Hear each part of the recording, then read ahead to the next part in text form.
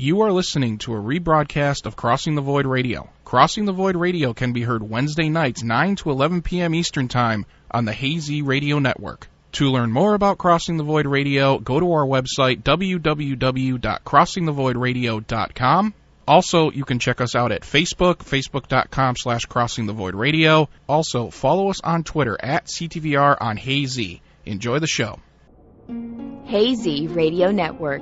The views expressed and the opinions given by the individual hosts and their guests do not necessarily reflect those of Hazy Radio Network, its affiliates, or sponsors. All shows are independently owned and broadcast for entertainment purposes only. And welcome everyone to Crossing the Void Radio for November 19th, 2014 here, a week before Thanksgiving here in the United States, and it's cold, folks. It is, it's one of the coldest times, I guess it's one of the coldest times they said recent memory. I mean, as far as being, I don't know how I said that. My brain's not working right now. My brain is just not working because of the cold. My brain is frozen. It's a block of ice. And, it is actually it's like January cold here right now. It's January, February cold right now. That's how cold it is. I mean, last night was nuts. The wind chills were like 5. And, yeah, it's just really, really cold. 50% of the country right now is covered in snow. I mean, I wonder if that's a record for around this time of year. I mean, it's before Thanksgiving. 50% of the country is under snow right now. Is under snow cover. And like we were saying before, no worse than Buffalo. No worse than Buffalo. I mean, Buffalo. I mean, have you seen the pictures coming out of Buffalo? I mean, just the video coming out of Buffalo of the snow coming off the lake, and I mean, it's a sharp line too. I mean, it's not like, like a storm you would see where, there's like, okay, you got a little snow here and a little snow here, and then okay, you get into the big stuff. This is like a sharp line, demarcation line, from where people are just getting hammered with just feet upon feet of snow. And where parts of Buffalo have gotten maybe 4 inches. 4 to 6 inches. It's amazing to just watch, this lake effect just go. And, I have some friends up there. I have talked to them. They're dealing the best they can with it. We actually have a couple producers up that way, here for Hazy Radio. I think we have a couple hosts too. I know Ryan Mishaw's up that way. I think Ed Opperman's producer for one of the other networks that he broadcasts over is up that way. And they're getting buried. I mean, literally, they are getting buried. They've already gotten 6 inches of snow. They expect 6 feet of snow. They're expecting another 2 feet tonight. I mean, it's just, when you're talking a couple days, and I mean, everything you hear is in feet. I mean, the people are opening up their doors and they're buried. I mean, literally, the door is literally under snow. You cannot walk out of your house. Now, I had a little taste of that. I mean, I had a little taste of that myself here last year, and I had a little taste of that myself this past year with a storm, where it was up about halfway up my door from a snowdrift. And, I mean, that was enough. I mean, I actually had to go out my front door to get to my back door, and literally shovel the thing out. I mean, but this is crazy. I mean, you open up the door and there's nothing but a wall of snow looking at you. And, I mean, it's like, what do you do? And a lot of people say, well, it's Buffalo, they're used to it. I don't know if they're used to this. I mean, this is crazy. And I mean, there's supposed to be a football game up there on Sunday, and the Buffalo Bills are looking for the Buffalo Bills are looking for people, able bodies, to help them clear the stadium out. The stadium right now is under 220 tons. Tons, folks. 220 tons of snow. Now that's 4 feet. They're expecting, like I said, another 1.5 to 2 feet tonight. And what they say is usually to clear the stadium. This time of year with the lake effect snow, they get usually a foot of snow. If a foot of snow falls on the stadium, which is I forget what it's called up there. I think it's Rich Stadium. It's Rich Stadium, or I don't know if they changed the name, but it's where the Buffalo Bills play. If a foot of snow falls on that stadium, they say it takes them 3 days, an estimated 3 days to clear it out. 3 days, folks. They've had 4 feet drop on the stadium now, and they have another 2 feet coming. So there's going to be 6 feet of snow before they probably can even begin to fathom clearing it. And I mean, the pictures up there of the stadium right now are just amazing. I mean, it doesn't even look like, it looks like some kind of iceberg or something. And so, they're looking for people. They're looking for people if they're up that way and they can get out of their houses, to actually help them come out and clear out clear the snow out of the stadium to try to get it ready by Sunday. They're actually going to pay them $10 and give them free tickets. And they literally say they're going to work them like they're going to work all 3 shifts. They're going to work 3 shifts a day to try to get this stadium clear. And I don't know how they're going to do it. I honestly don't know how they're going to do it when a lot of Buffalo residents can't even move right now. I mean, the freeways are impassable. There's actually plow crews from my state, which, I mean, we don't even have. I mean, most of the crews here don't even have the plows on yet. I mean, there are a few of them. There are some, of course, just in case something does happen, that have the plows on, but they're not fully up yet. But they're getting all their plows on to go up there and actually help them, clear these roads out that are under 6-8 feet of snow. And all volunteers should get free season passes. Yeah, I agree with you. They should get free season passes, especially dealing with 6 feet of snow. And the only way to get it out of a stadium, I mean, I've actually seen that done, and I've done it once, is it's literally got to be shoveled out.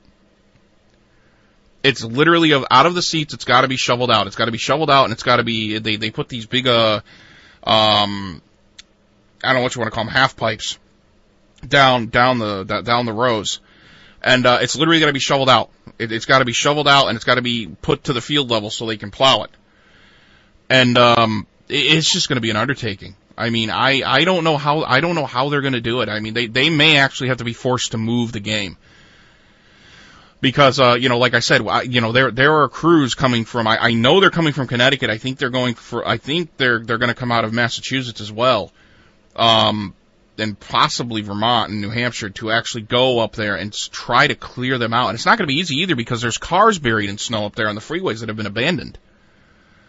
I heard about the Niagara basketball team getting stranded, in their bus overnight last night. They got stuck. They couldn't move. So I mean, it's just amazing. Sometimes it's just amazing what Mother Nature can do, and how fast it can just make something very simple, something very very quiet turn into just something that is just absolutely hectic. And like I said, there are some people up there who listen to our shows, who help produce some of our shows, who are hosts of some of our shows, and for them, I wish them all the best, because I know this is just, it's a hard thing to figure out. And I mean, JT in the chat room was telling me that they expect to get their annual yearly snowfall amount, which is about 90 inches, probably by the end of whenever this whole lake effect event stops, which is probably going to be sometime next week. I know it's supposed to warm up here.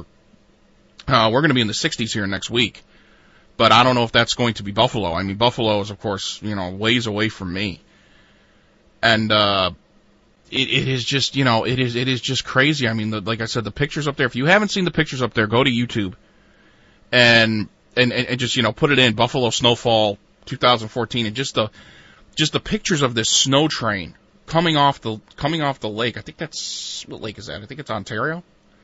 Coming off the lake And I mean, it is just this demarcation line. It is just amazing to watch. It's awe-inspiring to watch, to see this. And, we don't experience snow like that down here. I have seen snowfall events like that. But to just, that event has no letting up. There's no letting up. It's just a matter of where that lake effect snowband goes. With the weather and with the wind and stuff. Does it go north? Does it come south? It's just a matter of where that thing sets up, and there's no shutting it off. I mean, it's not like the nor'easters we get up here where, okay, we know for a 24-hour period we're going to get heavy snowfall and then it'll stop. With these lake effect snowbands, there's no stopping it. It's a matter of where it sets up. And it just so happened that part of Buffalo, they've been hit hard for a couple of days. Now I think the other part of Buffalo is getting hit. But it's, it just does not stop. And it is just really, it's really, really mesmerizing, like I said, to see the videos coming out of there and see the videos coming out of Buffalo and those surrounding areas of just how much snow that is. 220 tons in a football stadium. 220 tons. JT says even Mother Nature don't want to see the Bills play anymore. Why can't they do that to the Jaguars then? And I shouldn't be talking because I'm a Giants fan and man, they suck. We may even be, why can't we get some of that snow in New York? Maybe it'll, maybe AK's talking to me in the back. It's over here in the background on Skype. Maybe we could do that in New York. Can we get some snow in New York? Stop the Giants. I'm sure Jets fans would like that too. Just dump that snow into the stadium. Just, take a big plane. Maybe they need the week off. I mean, I don't know. And the Bills I don't think the Bills are playing that bad this year. I think they're actually halfway decent. So yeah, I mean, it's just, scary stuff up there. Really, all our thoughts go up to those guys because it's going to take them a while to clean out. One, you got to figure out where you're going to put the stuff. I mean, you're 8 feet of snow. Where do you put it? I mean, I've had 3 feet on the ground before, and I lost places to put it. I didn't know where to put it anymore. Literally, I mean, my front yard had 8 feet of snow on it, and I had nowhere else to shoot the stuff from the snowblower. And I got a pretty good snowblower. I mean, my snowblower will literally shoot the snow from my driveway into my neighbor's, which is probably about 25 yards down the street from me. And I ended up having nowhere to put it because I couldn't get over the snow berms anymore. What do you do with 8 feet? What do you do with 8 feet of snow? My God. It ain't gonna melt quick. I mean, yeah, it could be 60 degrees, but it ain't gonna go anywhere very fast. 8 feet of snow. I can't see, I could see little, Fifi the Chihuahua getting in that and, getting buried, like a lot of dogs like to do. Yes, they love me. Everybody loves me. I'm just totally lovable.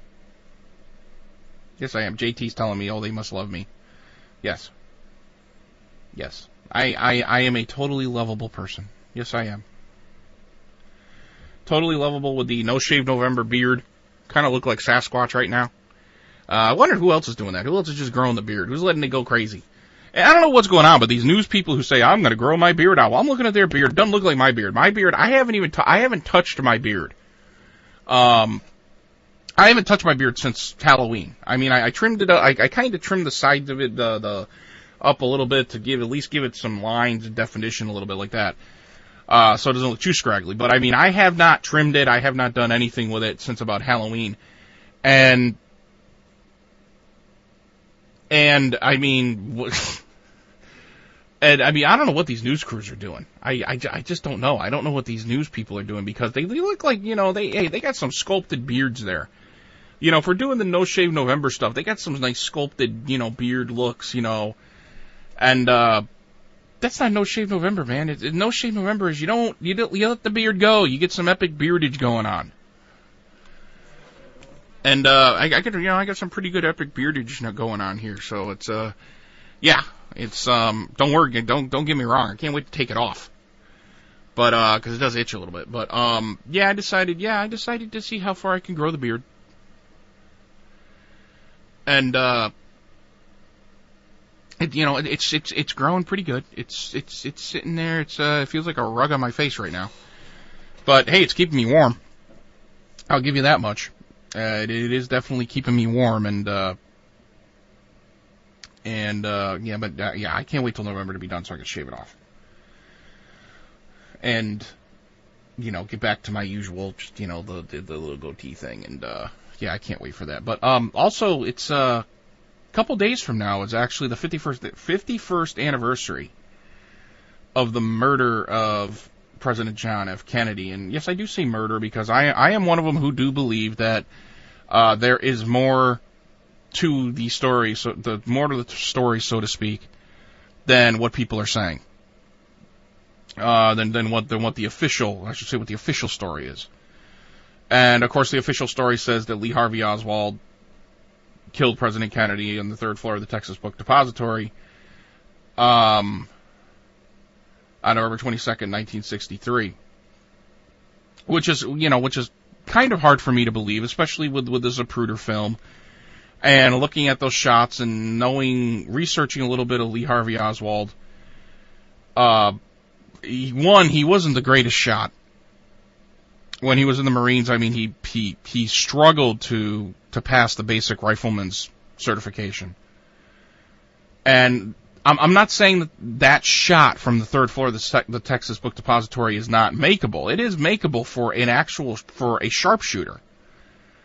But for Lee Harvey Oswald, with the weapon he had, which was the Mannlicher Carcano, which had a bolt action that was known to stick. It was just it was a very bad weapon. He couldn't have made those. He couldn't have made those shots. He wasn't a marksman. Could the shots have been made by the right person? Yes. But not by him. And it was interesting to me because I looked up because I wanted to see, how many people still, what was the percentage between people believing it was one man and people believing that there were others involved. And I looked over at Gallup.com, which, of course, the Gallup polls, of course, are famous. And it turns out that less people, the gap, I should say, is narrowing between people who believe there was one man who was responsible for it and people who believe there were others involved. And it's actually narrowed almost to the point of the level it was at 1963, which is really interesting. 61% right now think that there were others involved, where 30% believe it was one man. It was one man who was responsible for President Kennedy's death, which is a great difference from, say, early 2000, where 81% believed that others were involved. Now, what I'm thinking with this, and just a couple things that I was thinking about when and you can actually look at it actually goes back to 63, right after the assassination, where like 1967 it was 50% believed it. 50% believe there was there's a conspiracy. But then, once you get to 75 and you get a little bit away from it, this is something I've always wondered, especially about these events which change everything. The gap just gets huge. I mean, the gap completely changes, where 11% think it was a lone gunman. And that went on for, 40 years. 1999, it's 13%. Now it's 30% believe there was a lone gunman, and here's something I wonder about the poll. Is, of course, you have to wonder always with polls is who was part of the pool that was asked. You have to think of the site. You have to think of the people, of course, who put on the poll. You have to think of, you have to think of the people questioned. And another thing I wonder is, now you're getting into generations where it's not even memory. The generation now, my parents' generation, who were very young. I mean, my mother was 5 at the time. But they're a generation which has, they have memories of it, but their memories are kind of sketchy. It's like me. One of my earliest memories is the attempted assassination of Ronald Reagan. I can remember being in front of the TV as a kid, not really knowing what I was looking at, but knew it had something to do with the president. I knew who the president was, and I knew the president was an important person. And, not really understanding what I was looking at. I can remember watching it and my father being there and my mother being there. I think I was about 4 or 5 years old. And watching this TV as, it was on the news all day that there was someone tried to take President Reagan's life. And, so my parents are kind of like that. They were about 5 or 6 years old when it happened. The generation that remembers it very well, my grandfather's generation, they're gone. Now, this is where I get into who's actually part of this poll. How many people are in the poll? How many people in the poll really have relevancy to the poll? Meaning, how many of them are just saying yes or no because they really don't know the events of the day? Or the only real thing that they're hearing is from their parents. They're not really researching it. They're not doing the work. They're not looking into it for themselves to see the Abraham Zapruder film, and to look at all of the information that's out there, which kind of conflicts with what the official story says. So, it's surprising to me that the gap has narrowed so much, but like I said, I kind of wonder with that gap, who's actually part of that poll, and how many people in the poll were actually answered these questions in the poll are, how do I put it, are relevant. How many of them actually, have events, or are they just saying yes or no because they're saying yes or no? Some people will just say no, it was a lone gunman in defiance. That's the way some people think today. I'm going to say this just because I'm going to mess everything up. I'm going to mess up the poll for the person. I mean, that's how it works. That's how some people think today. But then they go into, some parts of the poll actually go into who they believe was part of it. And it breaks down, and the interesting thing is that the actual option that got the most response was no opinion. They had no opinion of who was actually part of it, which tells me I wonder, who were these people who were answering the actual questions? Do they know anything about the Kennedy, the Kennedy murder? Do they know what happened that day? Do they have the information? Being they have no opinion on who was part of it, kind of tells you that they probably don't. They're just answering a yes or no question. But most people now still think it was the mafia, organized crime, possibly gangsters, and what also tied there was the U.S. government. They think the government was involved. The CIA was also on that list. Castro was on that list. Who else was on that list? Let's see, the Ku Klux Klan was on that list, Soviet Union, of course. J. Edgar Hoover was actually on that list. The military-industrial complex was also on that list. So, I mean, it's interesting to me to look at that poll and to see what's on the poll, but it's got to be highly questioned. I mean, it's got to be highly questioned, highly scrutinized. As wondering who was actually answering the question. And did these people actually have the information they need to accurately ask the question? But it's still 61%. Actually, I was looking for a 9/11 poll because I wondered if it corresponds to the John F. Kennedy poll, and I couldn't find an actual graph of going back to 9/11 itself. But there are minds are starting to open, believing that that there is a different that there are different theories to what happened on September 11th. And when you think about that, of course, it being you're talking what now 13 years. When you look at the Kennedy poll, it's kind of that same way where the gap in these different theories with the Kennedy assassination starts to happen. So I think the further we get away from 9/11 and the scar, and that heat, and the wound begins to heal more and it begins to scab over, people may become more open to actually looking at the events of that day and trying to figure out what exactly did happen. Were there controlled explosions? There are a lot of people out there who still do believe that it was just the buildings themselves that came down, because of fire. I was talking, I have friends who believe that. I have friends who were there, and I mean, I respect their opinions, but the more and more I look at it, there's definitely something we're not being told. And it's the same way with President Kennedy's death. It's the same way with 9/11. And are we gonna know the truth in our lifetime? Probably not.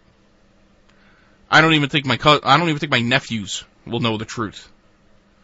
By the time by the time their lives passed, and it may be another 300-400 years. I mean, it may actually, the only time where the truth may actually come out is when the United States ceases to exist, and there's somebody else here, and when they find all the records, talking about what was this great country known as the United States.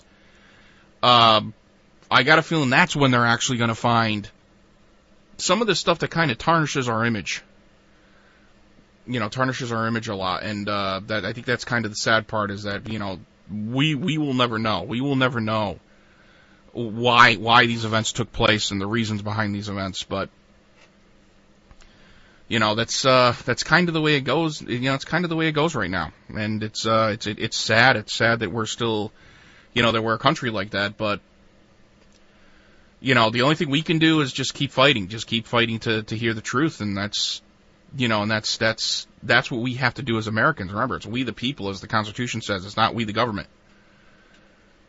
So that's all we can do is just try to keep fighting to get the truth out. But we're going to go to our bottom of the hour break here. When we come back, A.K. Kuykendall joins us. We'll be talking about his new book, coming out shortly, Origins. We'll probably also get in a little bit to the previous book, The Evolution of the Patron Saint, all part of the Conspirators Odyssey series. Excuse me.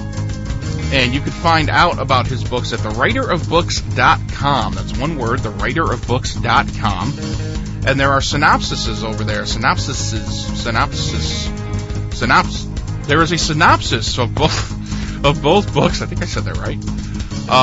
That you can read over there at thewriterofbooks.com. A pretty good detailed synopsis of both of those books. And, I would definitely tell you to read the first one, of course, first before you read Origins, because there's a lot of characters, and the characters and the character development in Origin, or in the first one, kind of leads you into the second one. So, as most good series should do. If you guys have a question tonight for AK, give us a call, 860-261-2887. That's 860-261-2887. If you guys are listening out there, come into our chat room, hazyradio.com. If you guys aren't doing, if you guys are listening and, are by your computers, look for the word chat in the top header of our homepage. I can't talk. And come on in and join us. Or, I'd really would like to see you in there and know what you guys are thinking. Know what your opinion is. You can also ask your questions over there. If you guys can't get into the chat room, I know there's a bunch of people in the stream tonight. I can see that.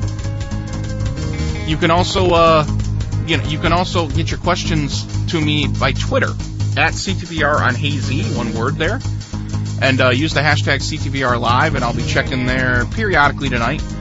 And you can also go over to Facebook if you want to as well. Like us over there on Facebook, and you can leave your questions over on the Facebook page as well. You're listening to Cross the Void Radio on the Hazy Radio Network, and we'll be back with A.K. Kuykendall. Stay with us. I don't know who the heck it was. CIA, NSA, PSA, DCF. Give me back my show. Yeah, little glitch there, folks. I'm very sorry about that. Hey, that's what happens with live radio. Sometimes just things go kind of, screwy, and hey, what are you gonna do? So but I do have Mr. A.K. Kuykendall on with me, and just to introduce him a little bit. He is the writer of the Conspirators Odyssey series, the books Evolution of a Patron Saint and Origins, coming up here very, very shortly. We're sorry it's taken so long to get him on, but we got him on now. The NSA tried to take him, and I pulled him back. Mr. A.K. Kuykendall, how you doing, A.K.? I'm doing pretty good. How are you? Oh, yeah. After that half hour, I'm fine. Oh, man. Yeah, hey, and that stuff happens. It's live radio. What are you going to do? You try to work through the kinks, and sometimes it just takes a little while longer to work out the kinks than normal. So, yeah, everything's good. We got you on the radio now, and I hope everything's good with you. I hope it's not like 20 degrees like it is up here and, under 8 feet of snow. Oh, no, I'm in pretty clean weather out here. Only thing is, I'm hunkered down, with my weapon just in case. Yeah, I don't know if you've heard about Buffalo, New York, but man, they're under so much snow right now, they don't know what to do with it. I heard people are skiing on top of cars that they can't even see. Oh, it's more like homes now. Yes, they're they're actually skiing. They've gotten 6 feet of snow. They expect another 2 feet tonight. Just amazing. When they talk about all these weather engines, like, everything affecting the weather, I would almost believe it with what's going on up there. It is just amazing looking at looking at some of the video that's coming out of Buffalo, New York, of these lake effect snow machines. This lake effect snow machine coming off, and over on this side of Buffalo, you're getting 8 feet of snow, and over on this side of Buffalo, you got 4 inches. Crazy. I wouldn't put anything past, some kind of tomfoolery going on here when it comes down to the sciences that we humans have been dabbling in over the centuries. Absolutely. Let's get I have new listeners I know that are listening tonight. This may be the first time that they've heard you. I haven't had you on for probably a good 6-7 months here, and I know Origins, you were working on Origins then. You were still writing it. You were still working on getting the whole story down. Why don't we start out a little bit by talking about how you write, and how you write is a style known as fact-based fiction. And I love the idea of fact-based fiction, because you kind of really do knock out 2 birds with 1 stone when you're talking about they can either love it for the story, or if they're more truth seekers, they can actually look deeper into the book and actually really see a deeper story behind what you're trying to write. Tell us a little bit about your style of writing, fact-based fiction. Well, it is pretty much the only way I like to fly. I don't write. Most people ask me why I write fact-based fiction and not nonfiction. Because basically when I market from a factual perspective, and the fact of the matter is, I don't write nonfiction because I hate nonfiction. It's boring. It puts me to sleep. It's like I'm reading a textbook in grade school all over again, but without getting any grades. But I thought it was always interesting to approach my prose by using facts, because I love history as a quasi-historian. I love history. So I take those facts and I blend them in with a great story that will keep people both educated and entertained at the same time. And it won't put them to sleep like most people of nonfiction, which I consider them writing that stuff to each other, because I don't understand how nonfiction can go to the number 1 spot. Mm-hmm. That's just me. But when you blend a great story in, it's like you take people into a movie theater, because most people in the world, well, not most people, but I've known people that just love to watch movies rather than read a novel, and they don't realize that a novel is much better than a movie all day long. But most people that are more prone to watching movies don't see that, because they're not used to reading the words on the page and how the artist describes them. Mm-hmm. I believe that I have a passion based on how I grew up. I grew up watching all kinds of cartoons and all kinds of this and that. And as an artist, I believe that's the only way to fly for a person like me. Tell us a little bit what inspired you to write the first book, The Evolution of a Patron Saint, in the Conspirator's Odyssey series. What inspired me was basically John F. Kennedy, the life and times of John F. Kennedy, but mainly when it came down to his death. Now, when I say the death, I don't mean anything. I don't mean the who, what, when, where, and how. That's what we the people have been mulling over for over 50 plus years. You know, going on the 51st year this month alone. Mm-hmm. I focus on the why, because the why behind it is more sinister. If you can, with a little flex of logic, you can realize that the why behind it is much more sinister, and the why behind it, unbelievably, goes back to 1917. It involves Eisenhower. It involves Roosevelt. It involves Joseph Kennedy Sr. It's just a whole thing that has evolved from my research that I thought individuals would be interested in knowing. So I decided to go with the Conspirator's Odyssey, Evolution of Patron Saint, which is pretty much the fictional elements of it, is about a young lady by the name of Callista Flocker. Her brother Reginald Flocker. Callista Flocker happens to be, an Army Ranger. Mm-hmm. And she's, and that's the fictional part, because in our sexist society, we don't have female special forces. Right. You know what I mean? Right. So anybody can decipher what's the fiction from what's the reality. But what it is that I seamlessly tie the story in to the point where you don't know which is fact versus which is fiction from the way that I approach the story, because history is tied seamlessly to the prose. Mm-hmm. I make it so individuals will be entertained, but just like Morpheus talked to Neo in that beginning on that chair before he introduced him to the Matrix, that's how I approach the story. Yeah, I had to approach it. The Evolution of Patron Saint specifically was meant to introduce you to not only the characters, but what I was trying to flesh out by way of understanding Kennedy and Kennedy's demise, even to the point where I talked about a child, and the name is Damian Walker, 9 years old, that actually delivered the fatal shot to John F. Kennedy's cranium from the storm drain location, a location that only someone of that size and build could actually fit into, because no full-grown adult could fit into the manhole. Mm-hmm. So that's why the theory was dismissed.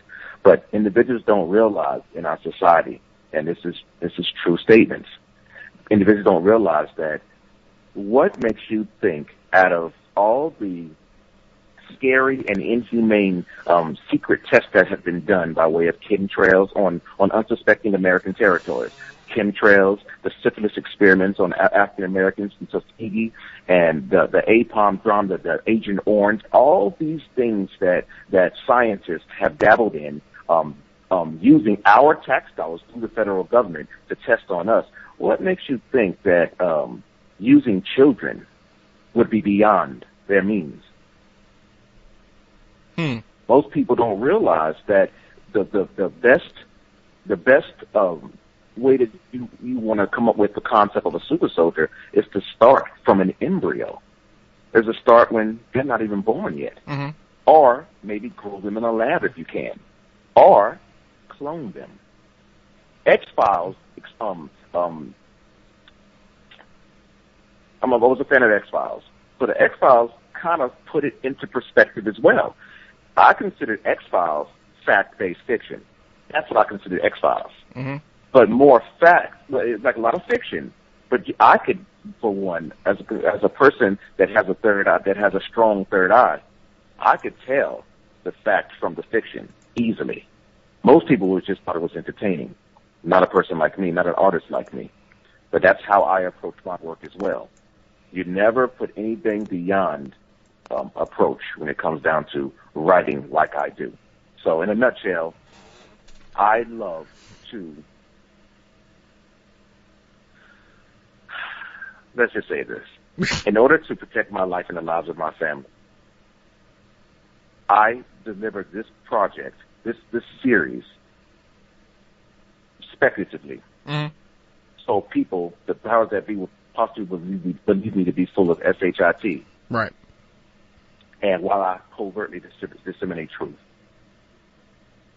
Do you actually, I mean, you do. You actually feel like if this information was found, if certain people in certain areas found, where you were learning this information, where you were finding this information, you actually do feel that your life could be at risk?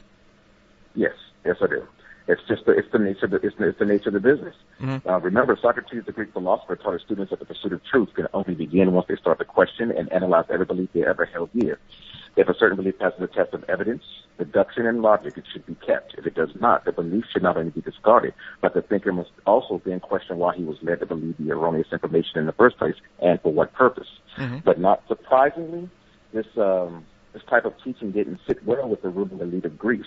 You see, many political leaders throughout history have sought to sway the masses for reasons both good and bad. But Socrates was tried for subversion and for corrupting the youth. He was then forced to take his own life by drinking poison. Mm-hmm. You see, it's never been easy to be an independent thinker, such as I am. And today, our ruling government/media complex does not kill people for pursuing the truth about the world. Well, at least that's what they've conditioned us to believe. When we know that pretty much is the opposite. They simply label us as extremists or paranoid, destroying careers and reputations in the process. And for many, such as myself, that has a family to protect and feed, this is equal to drinking hemlock. Think about it. If I can't feed my children, if I can't take care of my wife or my household, pretty much I might as well die, because that's ultimately part of the control that they have over the masses. If you speak against the powers that be, they have the power to take away from you what you need in order to survive. Right. They can take your job. They can smear your reputation. They can call you paranoid and throw you in an insane asylum. Blah, blah, blah. It goes on and on. That's why I say, at least that's what they've conditioned us to believe. Right. So most individuals out there in the world talking about, I'm free, I'm American, I'm a free person. You're not nothing. You're under the same thumb of the bureaucratic oligarchy as all of us are. Well, you're under the same thumb as the as described in the movie The Matrix. Something that I've always something that I've said and I've talked to other friends about is how I am seeing, especially today, especially in schools, that they're truly teaching kids, and I don't know if I didn't see this happen as much as when I was as much as I was going through the school system, but especially today, they are really teaching kids to basically not be free thinkers. They're teaching them to go along with everything they hear, where it seemed like even in my time, when I was going to school, which was now 20-something years ago, holy crap, it seemed like they were still, in a way, they were still teaching us to be more of a free thinker than they did today. Just looking at books, looking at the way textbooks are written, looking at the way they're being taught. I mean, they're being taught how to do things in one specific way, and that's it. Have you noticed this too, looking at the school system, especially with your kids? I mean, I don't know if your kids are homeschooled or not, but have you noticed this within the school systems? Have you noticed this trend too, especially during the last, say, 10, 20 years of this really rigid system of, okay, you think like this and it's the only way you think? Exactly, I have. But as an African American, that's just part of the course. I look at it as more control. They're trying to operantly condition our children as if they're rats in a maze going to a specific corner of the wall of the room in order to get water. If they act like kids, no, they weren't doing exactly what I wanted them to do. So therefore, they are acting adverse to how we're trying to condition them. Mm-hmm. And then they try to get the parents involved with continuing the conditioning, the operative conditioning of the child, therefore trying to condition us through our children. I've noticed it all. Yeah. And actually, something I was talking about it too in the first half hour, how I was looking at a poll. They did a poll, I don't remember if it was from last year or this year on Gallup, Gallup.com, where they were talking, where they were asking, do you believe that that there was a sole person who's responsible for the murder of John F. Kennedy? Do you believe it's multiple people? And it's actually funny, but the gap is actually, over the last 15 years, the gap is closing.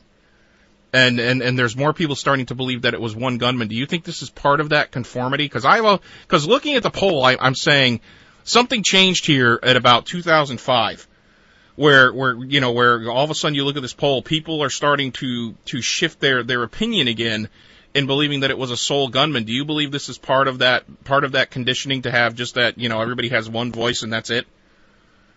Well, that's part of the whole New World Order concept. I don't believe that per se, but I never put anything past the oligarchy or the control sector of our planet and our society. Mm-hmm. Control is part of the course. That's why the concept of PSYOP comes up in the new concept of origins. Not too firmly, but I do, make mention of PSYOP, because PSYOP is a weapon it's the primary weapon that's used to condition us, us Americans and other nations, through that, because it's a weaponized thing. It's a very weaponized, process that Eisenhower spoke against in the military-industrial complex. Mm. And I can go into detail about that a little bit later. Yep. But I wouldn't put anything past the controlling measures, because the main control measure that has been around since the dawn of mankind is religion. Religion has been the main controlling arc of those in power. Right. But once they started to see that coming apart at the hinges, where people start to wake up because it didn't match with the realities of that era or that day, then they had to find a way of trying to keep control of everybody at the same time. Because if you take basically, it's like a controlled study group. If you can't control them all with the same tactic, you have to switch the tactic.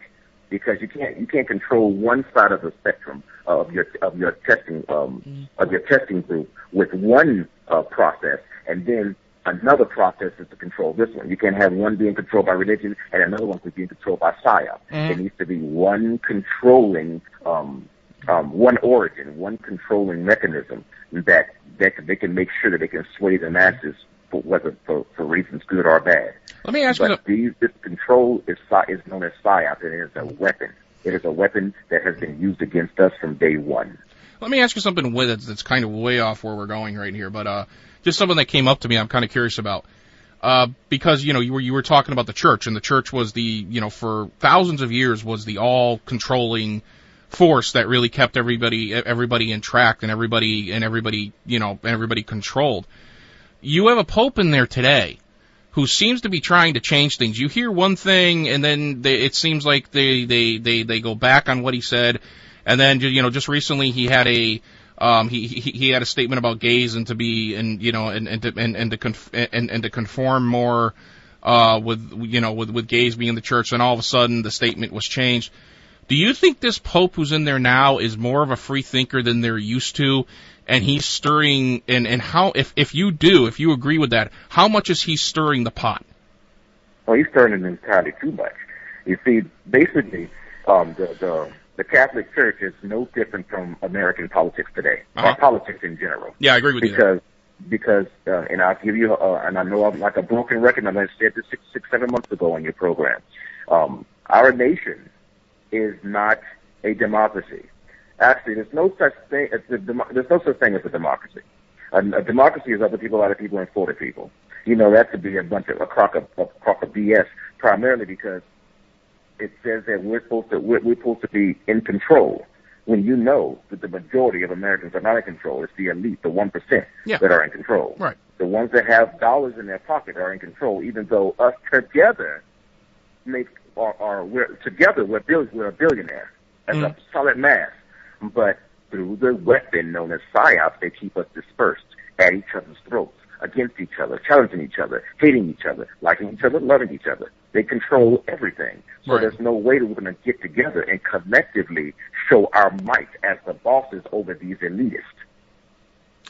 That's the weapon. Right. And I mean, one of the big catalysts, you could say one of the big catalysts of that now is Congress, and the way Congress goes at each other. They're insulting each other left and right, and it's really kind of exactly, but spreading. They're no different from it. But we got to realize the democracy is other people, other people, and 40 people, and that's but a crock of BS. Right. We're actually a bureaucracy, and a bureaucracy by definition is a country ran by the unelected. There are people behind those well-paid stooges in the Congress, the Senate, and in the presidency that are just well-paid targets.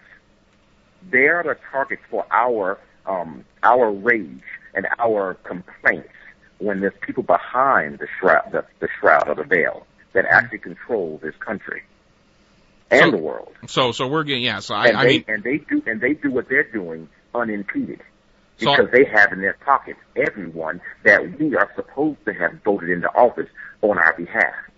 When they do the complete opposite of what's in the best interest for the people that got them there. So is it that we're going after, in a sense, we're going after the wrong people? We're going after the puppets. We're not targeting the puppet master. Welcome to the ruse. You're right. In a bureaucracy, you don't get to see the people that are behind that curtain. You only get a chance to see the people that you think you have control over. Mm-hmm. That's why Kennedy was taken out. Right. He went against the status quo. Right. Status quo of history. This is the historical presidential status quo. You can't go against it. Sorry, you didn't put yourself there. We put you there. Right. No president has ever. I can say this unequivocally. No president, United States president that is, has ever been elected. They've all been selected. Mm-hmm. Every last one of them. Mm-hmm. Oh, I agree with you. I mean, perfect example. Look at George W. Bush. George W. Bush's first term was not elected; he was appointed. The first point. Yes, you're right. He was elected. Gore was never going to get in. Right. But in order to, this is a trick now. In order to seal the deal, and this is getting away from my novel. This is getting away. From I know. We're way off. I know. From the audience, but I love talking. I love conversing anyway. So here we go. And the second term of George W. Bush. Oh, that was won fair and square. Oh yeah. His cousin John F. Kerry. That's a part. His cousin John F. Kerry. That's a part of the same secret organization known as the Skull and Bones.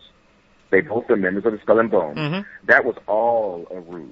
Every last bit of it. He was meant to be looked at as a swift vote. He was meant to not have any good comebacks but he was meant to get the nomination from the Democrats like an idiot. Right. And we fell for it. Just like we fell for him being the Secretary of State now. We all fell for the rope-a-dope. Right. Remember, President Obama was going to select someone, but the Republicans automatically. You noticed on the news, Republicans were saying, Kerry would be great for it. Kerry would Kerry. We would nominate him. We would let him go through with flying colors. Right. What did Obama do? I'm gonna nominate Kerry. Right. An easy nomination. Going through that whole process in the Senate, that would have been easy. He didn't want to have no other fight. The Republicans manipulated him into doing it. I got one more question for you. Then I promise I'll rein it back in. We'll talk about the book, but I can't help it. I just have fun talking to you. It's no, of course. I love it. So I mean, something going back to the Pope, and really he seems to be. He is turning. He is changing things. He's trying to do things his own way. Should he be? Let me ask, do you believe he's in danger? Do you believe he's like Kennedy? Do you believe he's in danger? Yes, he is in danger, just like Kennedy, and just like any United States president would be in danger if they go against the highly coveted status quo. See, he's doing things which is right by definition of good mm-hmm. and Christian valued, premise, but. I'm sorry. The Vatican was about the Vatican and Christianity and the religion period was about control. It's always been about control and the amassing of wealth. Right. They get money for advocating faith. Hey, doesn't matter how weird this sounds. Just have faith. Now, here's offering plate. Mm-hmm. It's been that way since the dawn of mankind. There's always been some way of controlling. Cavemen controlled when they discovered iron after a volcano erupted. When they didn't have wood no more and they had iron, oh my goodness, the whole world changed. Right. when you could, instead of bending down and climbing rocks, you stood on 2 feet. Whoa, the world just changed. Right. A rock could roll, chisel this out and make it like a little rolling thing. Oh my goodness, we can move things differently now. The world changed. The Pope is no different from a United States president. He has no control, none whatsoever. He is nothing but a target. And if he goes against the status quo, that's all they will do is just stand down and allow some sycophant out there already, brainwashed through psyops to take him out, or unless they don't take him out themselves. Yeah, and he's really, he is really turning, or he seems to be. He is trying to change things within the Catholic Church, and it really does seem like he's stirring up the pot. And I wondered that myself. I wondered, the way he's stirring the pot up reminds me, even though I wasn't alive at the time, reminds me a lot of the stuff I hear with Kennedy. He's disbanding different councils that have been there for hundreds of years, and he's trying to change the ways of the church from their foundation, and that's what I kept asking. Trying to use the bully pulpit. Yeah, it's not going to work. And even up to when I was in the middle of writing Origins, I'm thinking, and I'm seeing news. That's all I do is really watch the news and try to decipher things other than going to the library and reading profusely. What happens is that Obama's moving into the category Kennedy was in. Really? Very much so. Okay. Yes. He's moving into that category. First, no one wants him there because he's of color. No one ever thought that would happen, but he was selected to be there. So it was the time. It was time. Just like Hillary will be the time if she says she's going to run, she'll be in. But it'll be a cold day in hell before you see another African American in office. I can tell you that. Uh-huh.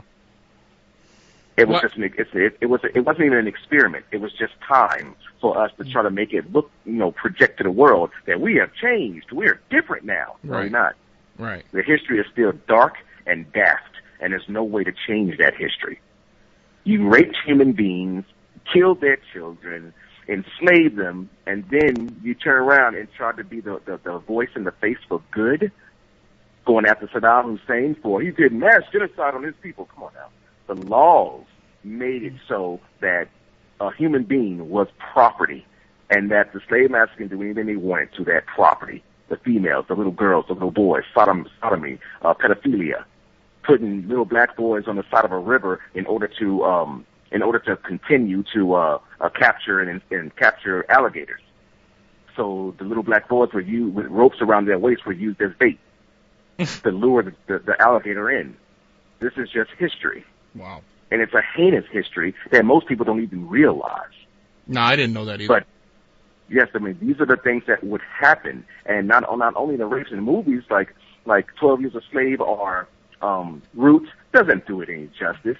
There was so many things that were happening then, it's just pitiful. Even to the point where just like a cow or a wolf or a dog will be considered a breeder, you have breeders that are African ladies. They considered breeders because basically they just fit what they call a buck, which is one of the biggest, strongest African Americans that are Africans or African Americans that you had to, have sex and have a baby so they can, build their slaves without having to buy them or purchase them, especially during times of recession and things like that. But this is just history. But they go after Saddam Hussein for doing heinous things to their people, go after Assad for doing the same thing to their people.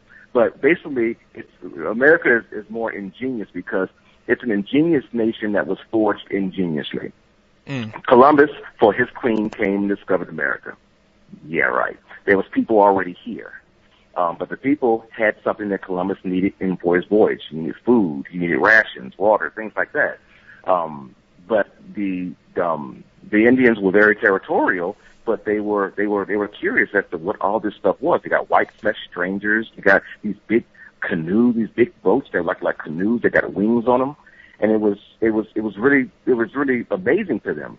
So, but they were hesitant about, doing anything with these people, with these white flesh strangers. So what Columbus did was use a naval trick. Basically, in order for ships to navigate back then, they navigated due to the stars and, the compass, right? Right. He knew that it was a time for a solar eclipse to come. And since the Indian people prayed off the, they praised the land, they didn't praise a Christian God or any other kind of faith or nothing like that. They gave homage to the earth for feeding them. They gave homage to the wind, the rain, the water. They praised these elements, the earth, period, Gaia. But using the basic knowledge of science and, basic intellect, he knew that there was going to be a solar eclipse coming. He said, if you do not fill my ship with rations, food, water, and whatever we want, I'll make your sun disappear. And it happened. Indians gave him everything he wanted, and that was the start of it all. Wow. Yeah, that's. This is it's a scary part of the history, but it happens. But it's a part of the way it is. Yeah, but it's something. I mean, you can look all through history, even the unwritten history. People, if people have knowledge over if somebody has superior knowledge over somebody else, well, of course they're going to use that to their advantage. That's human nature. Yeah, that's completely human nature. You're going to use that knowledge you have to gain an advantage over your opponent or over your enemy. So you can get them to in a sense, either they're going to do one of two things. They're either going to completely submit to you, or the second thing is, are you just going to completely conquer them? Same thing with Africans. Yeah, it's the same thing. When they get the chiefs of the village, the kings of the village, into giving over people that actually serve them. But once someone gets a taste of that type of free labor, I'm sorry, it's like. It's crazy for you to think, they didn't know better. They said what these Westerners have or what these people have is what we want. We got it. It's like buying and selling. And that's why you hear history about, Africans giving other Africans to people, because those were my servants. It's like me if I had a maid and I said, well, I'm going to go ahead and let you can have my maid. But these days you have to pay the maid. But if it was a slave, no, you can have her. Because I own her, so I'm gonna go ahead and give it to you as a present. You see where I'm coming from? Same scenario. Mm-hmm. They served the king, the chief of the village, or the king of the village, and that king said, "You can have some of my servants for these goods that you're giving to me." But once some of those slaves went to the New World, and those slaves started to procreate, had more babies. That wasn't fast enough in order to fill what was needed for the slave trade. So they returned and then started capturing the slaves. Right. Or capturing what they needed or capturing their new property. It's just history. But when it comes down to understanding the big picture of history, only certain history wants to be, people want it to be known. So they wait for certain things to just die out, to fade away, or the people from that era to just die out, stop talking about it. And then if they could, they would strategically remove it from history books, or even pass a law to ban movies from coming out, like 12 Years a Slave, Django, or anything like that. But they would have to stifle the farce known as democracy if they did that, or the Constitution. They would have to stifle or find some way to black out certain elements of the Constitution in order for that to do it. So that's putting us a rock in a hard place. That's where the weapon of psyop comes in. There's more than one way to skin a cat. I've always There's more than one way to control us. I've always wondered There's more than one way to get us to forget and what to believe in. I've always wondered with people, is it they don't want it to be known, or are they afraid, or are they afraid of the fact that it's just true? I've always wondered that with people. It's true. It's the same thing with certain people saying, "Hey, the slave trade was a long time ago. Everything's different now. We got an African American president. Everything's different now." No, it's not. Nothing's different. Everything's the same. It's just the same part of the course. It's just new people, new faces. And that brings me to the elements in my book when it comes down to the 1942 Battle of Los Angeles, or the Los Angeles air raid. Mm-hmm. Everybody from that era has died out, so nobody's really talking about it. Right. Yeah, it's true. You ever notice that? And then when it comes up in YouTube videos, or like on my page for my synopsis of Origins, people are shocked to see that MSNBC covered that event. Mm-hmm. And they're like, "What the heck?" So out of what I'm talking about, they're blown away when they see it. It's crazy the way the type of responses I'm getting from it. Because at first they just think, oh, it's a pretty good story. Oh, he's talking about Kennedy. Oh, he's talking about 1942 and 1952. What the heck's going on here? He got the Los Angeles air raid, or the Battle of Los Angeles. It was real. It wasn't just a movie. Wow. And then they got the what they called the Washington merry-go-round, where all these UFOs were in Washington for a total of 3 to 4 days. They were all over the place. They were in Washington. They were around the Pentagon. They were around the White House. They were everywhere. Right. And they just waited for people to die out that knew anything about all that. Why is that event? I'm sorry. Why is it that events like you said the Los Angeles raid in 1942, they seem to be forgotten, but why is it something like Kennedy, where a lot of the people who really witnessed, I shouldn't say witnessed it, but the people who did witness it it's pretty much a generation which is gone now, but yet Kennedy is still relevant. Why does Kennedy keep kind of living where like you said, that's in your book, the LA raids of 1942 have kind of died out? Yeah, because of asses like me that won't let it die. That's the reason. I've heard that people like myself and other people that people call conspiracy theorists keep it alive. I don't consider myself a conspiracy theorist. I'm just looking through history, and I'm discovering pages that were purposely ripped out of history. Right. I'm discovering these things, and it's like a massive jigsaw puzzle, if I can say that. It's like a massive jigsaw puzzle, but I put these pieces of the puzzle together in history that was, for some reason, it seems to be maliciously like a torn up into shreds of paper, and like confetti type paper, and just dispersed into the wind, into a heavy thunderstorm, where it's all these pieces are haphazardly scattered about. I'm discovering these pieces and putting this piece together, and when that piece fits together like a jigsaw puzzle, I'm sorry. I'm sorry, I run with it. Oh, I can totally relate to that as a paranormal researcher, where, I'm working on something right now where I'm trying to get I'm trying to take this legend, which has been over time, which has been things added to it. I almost look at it like a piece of rope where all the threads are all together, they're all knotted together. And what I'm trying to do is I'm trying to pull all those threads apart again to try to figure out what the real story is. So in a sense where you're trying to take all the pieces and bring them all back together, I am trying to take all these pieces and I'm trying to separate them, to try to figure out what the actual stories are. So I can definitely relate to that. Yeah, it's but that is the reason why it won't die with Kennedy. Everybody comes up with these outlandish theories when ultimately what they're doing is playing into the hands of dissemination. If they're not agents themselves, covert agents themselves. They don't call it Black Ops because the name looks pretty. Right. No, yeah, Black Ops can be anywhere. Just like Secret Service and CIA can be anyone and anyone. It could be someone that you go to the PTA meeting with. Right. You don't know where these Black Ops are. You don't know what Secret Service are. You don't know the lady. If someone wanted to shut me up, there could be anybody around me that wanted to shut me up, or if I able to put out a hit for me. Anybody can get in a car accident with me, or and it could just be a normal neighbor that's been living down the street for over 3 years. Right. You know what I mean? Yeah, no one would know that person is connected to anything having to do with our military or the Secret Services. And they could also, they talked about it with the Bourne Identity. It could be a sleeper.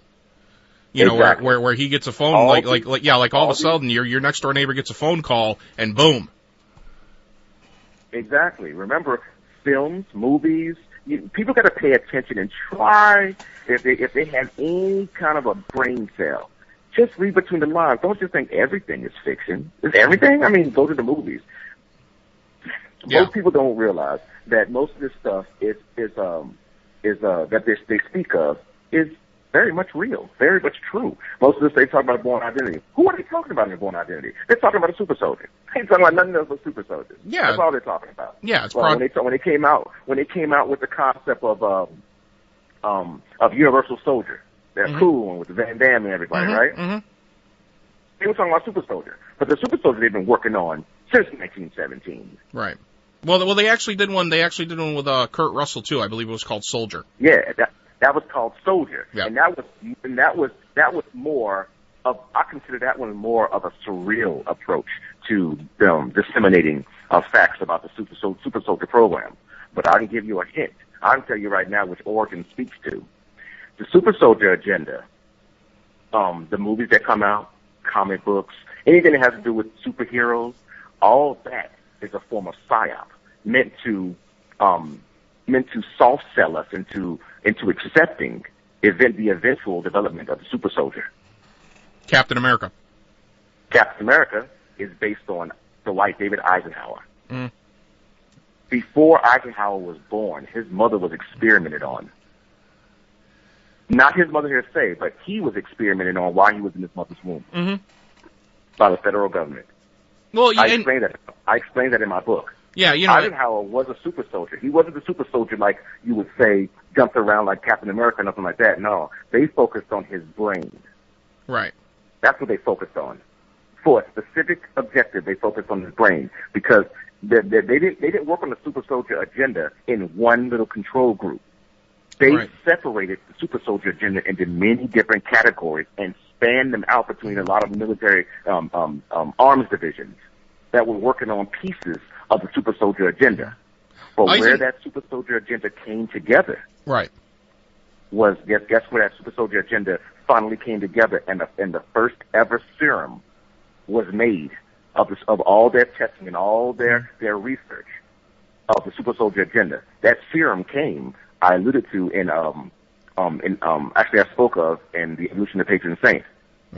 Eisenhower.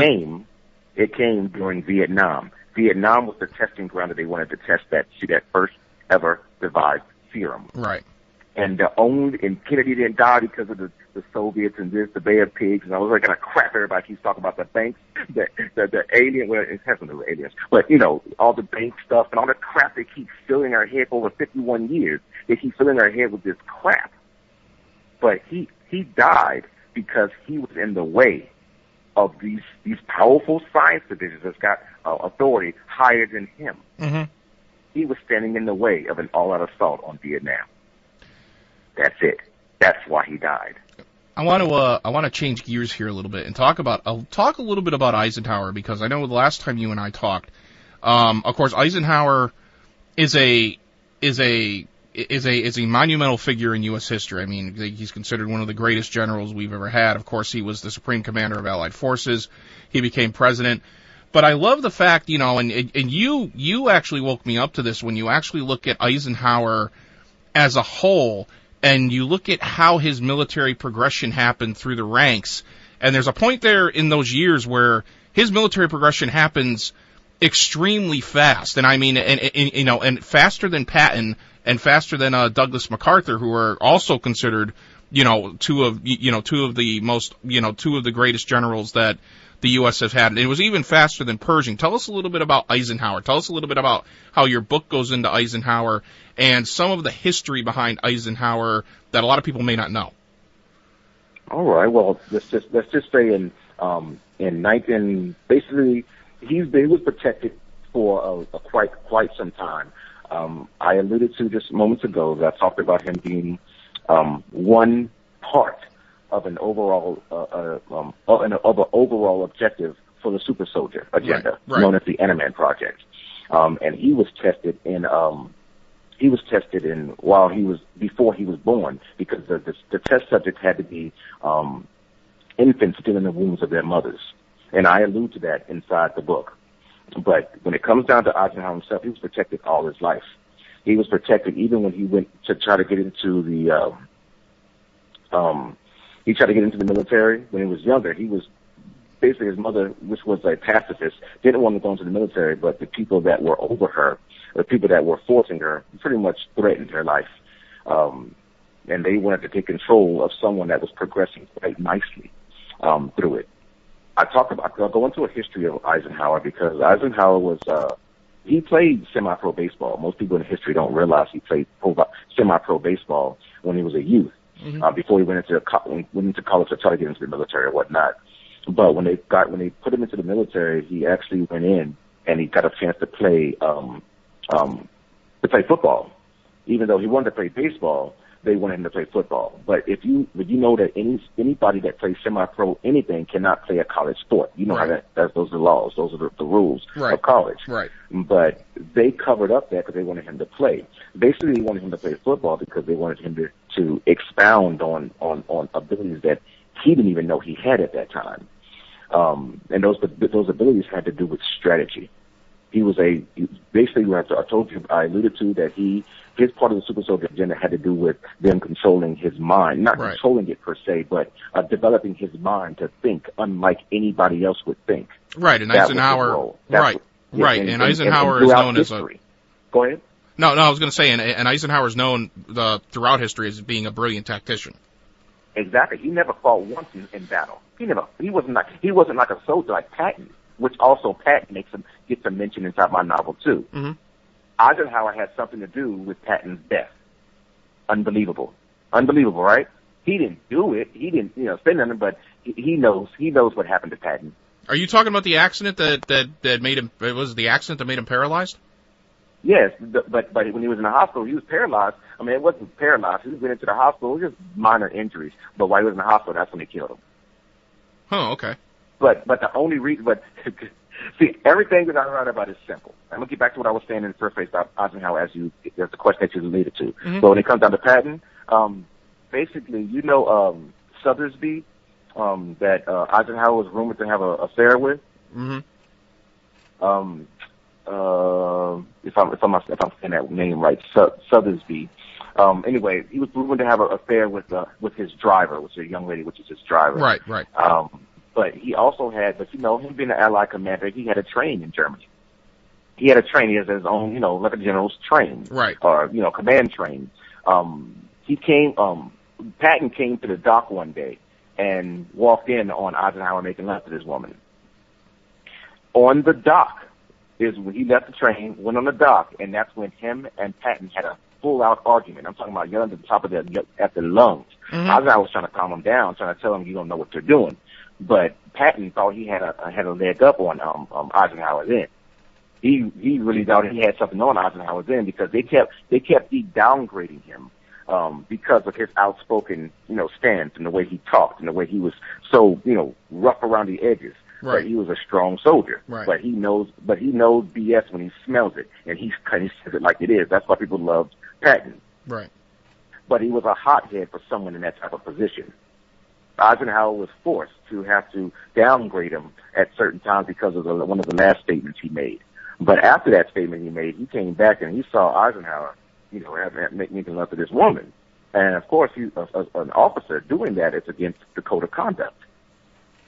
For an officer or a military officer, right. To go to contact to cheat on your wife, you can't do it. Even to this day, that's what they say. Even to this day, if you do something, you better keep it under the cover. Right. But to this day, officers are supposed to, maintain a status quo.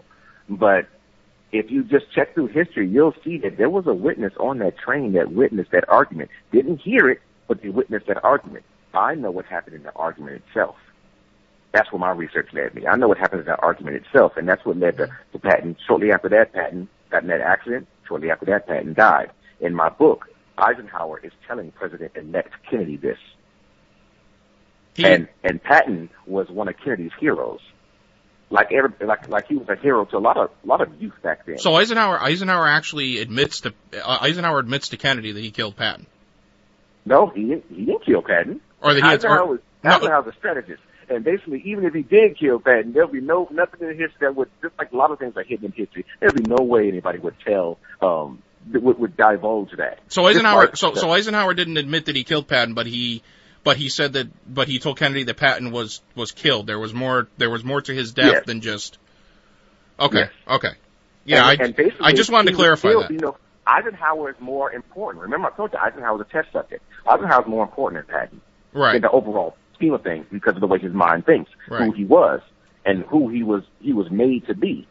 And the only reason Patton died was because he knew he had something on Eisenhower. He caught him having sex with that driver. That's the only thing he had on him, and Patton threatened to divulge this to the masses. A person like Eisenhower, that was slated to be the president of the United States eventually, could not be smeared in history. Not the type of history he had amassed. Mm-hmm. So Eisenhower didn't kill anybody, but the people that protected Eisenhower did. So Eisenhower was, So was Eisenhower more like the same thing? Eisenhower was kind of a puppet and he had a handler? Somebody was handling Eisenhower? Roosevelt was handling Eisenhower. Roosevelt was, okay. Every president, any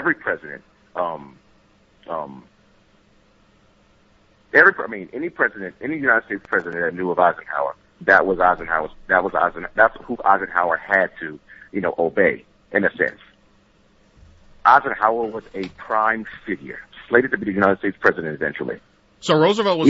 He was literally made to be a president, the way he thought, the way he thinks, his strategic mind. But Roosevelt Roosevelt was a power-hungry, maniacal individual. Most people in history don't know this. That's why when I sent out this presser getting ready for this show, right? I think I alluded to you when I said that the title of the title that's swimming through social media right now is talking about a piece of my novel, just a smidgen of my novel. That's the overall novel. I'm not just writing about this, but yes, President Roosevelt attempted to assassinate John F. Kennedy during World War II. Yeah, I wanted to. I wanted to get in. Yeah, I wanted to get into this with you. I haven't done it yet because I wanted to get into Eisenhower before we did, but yeah, you were. I'll get back into Eisenhower. You want me to get into Eisenhower on that, or you want me to finish Eisenhower and then get into that part? Let's because we already talked about we already started to get into Roosevelt. Let's get into Kennedy because of course Kennedy's anniversary is coming up, and I wanted to ask you, which a lot of people may not know, which you kind of told me during the break, is that because of course I haven't read Odyssey yet, it's not out yet, but I haven't read Origins yet. It hasn't come out yet. You say there was actually a earlier attempt on President Kennedy's life in a very historical, during a very historical point during his life. Yes. But my hypothesis is that the Lieutenant Commander Kohei Hanami, who captained the Amagiri vessel, was nearly killed Lieutenant Junior Grade John F. Kennedy during World War II in 1943, was sent by Franklin Delano Roosevelt to the exact coordinates of his command vessel PT-109 in order to assassinate him. Now, why would they want to kill Kennedy then? Did they already see him as a possible threat? No, it had nothing to do with politics. Nothing at all. It had everything to do with Joe. His father or son? Joe, the wealthy, the powerful moonshiner Joe that amassed a lot of power and a lot of wealth and backed back to Roosevelt all those years. So you're talking about Joe Kennedy Sr. Joe Kennedy Sr. Okay. Yes. And I can give you a breakdown of the whole thing. Sure, go ahead. I got notes everywhere. Just bear with me. But because I don't want to miss out on anything. I'm telling you, I will start rambling, and you will not get a chance. You'll not be able to stop me. Now, see, my wife is laughing right now. As Muhammad Ali said, I say just like Muhammad Ali said, "Ramble, young man, ramble."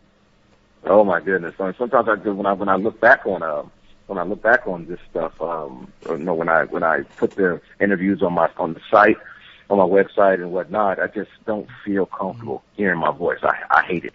I write better than I talk sometimes, I think. Basically what I say is that I understand anyone's skepticism when it comes down to this whole concept when I say that Roosevelt right. Sent assassinate. So basically, people are saying, why would he do that? And everybody keeps talking about politics. Mm-hmm. And John F. Kennedy, there ain't no politics. 9 out of 10, they would have ended up going after Joseph Jr. because that's who they knew Joseph Sr. wanted to be the president eventually. Right, it was Joe. Yeah. Joe Jr. was the guy that Joe Sr. really kind of targeted to be president. Right. Exactly. Right. But what I said in my statement that I made on social media that's swimming through social media and is very popular out there has nothing to do with politics. Check this. Look, when war broke out in 1939, Joseph Kennedy's firm and outspoken commitment to United States neutrality put him increasingly at odds with the British government, and eventually his own when he threatened to go head-to-head with President Franklin Delano Roosevelt in a presidential race. And Roosevelt, who would give up power not even in the case of his death, threatened his life and the lives of those he loved. And for this threat made by him toward Roosevelt's presidency, who took it as a spit in his eye, made sure Joseph never dared take further action towards the presidency by strategically unleashing a series of unfortunate events upon his family, that would be carried out even in the case of his death. Okay, check this out. Check the timeline. In 1943, John F. Kennedy was badly injured and narrowly escaped death in an attack on his boat by a Japanese destroyer. Mm-hmm. A little more than a year later, on August 12, 1944, his brother Joseph P. Kennedy Jr. was killed when his plane, packed with explosives for a top-secret bombing raid, exploded over southeast England. Only a month afterwards, his sister Kathleen lost her husband just 4 months, William John Cavendish, Marquis of Harrington, killed in action in Belgium. Kathleen herself would die in a few years later in a plane crash near Saint-Balazzi, France, while traveling with her intended second husband. That's a timeline. And you already know other things that have happened in the Kennedy clan. Right. This had nothing to do with politics. No one knew what was going to happen to that kid Kennedy, JFK. No one knew that. So this was just This was Roosevelt being vengeful and spiteful because he was a power. Most people don't realize that psyops is the power of psyops throughout their time when they were young men and young ladies in that era of Roosevelt that keeps screaming at me online talking about he was the greatest president of this and greatest president. Oh, shut the heck up! I never chastised Roosevelt. I never chastised. I'm just telling you what I found.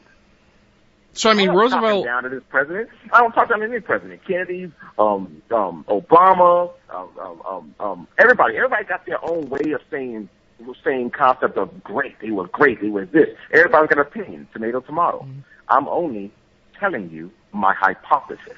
So basically, Roosevelt, in a sense, was. I'm trying to get it. Roosevelt and his clan were basically threatened by what Joe Kennedy was doing, and the fact of how elite he felt he was, and what he was trying to.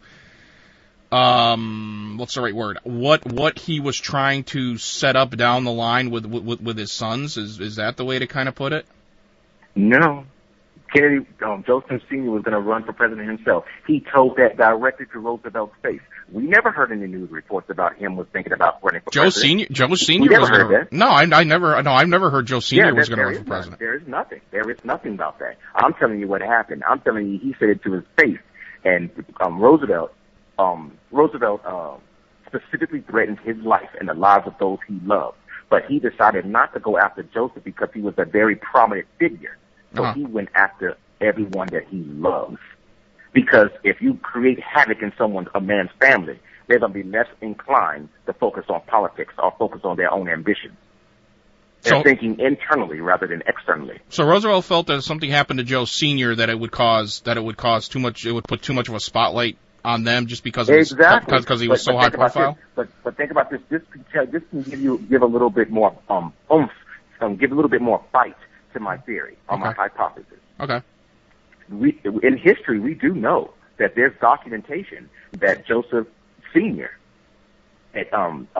Accused FDR of assassinating his son.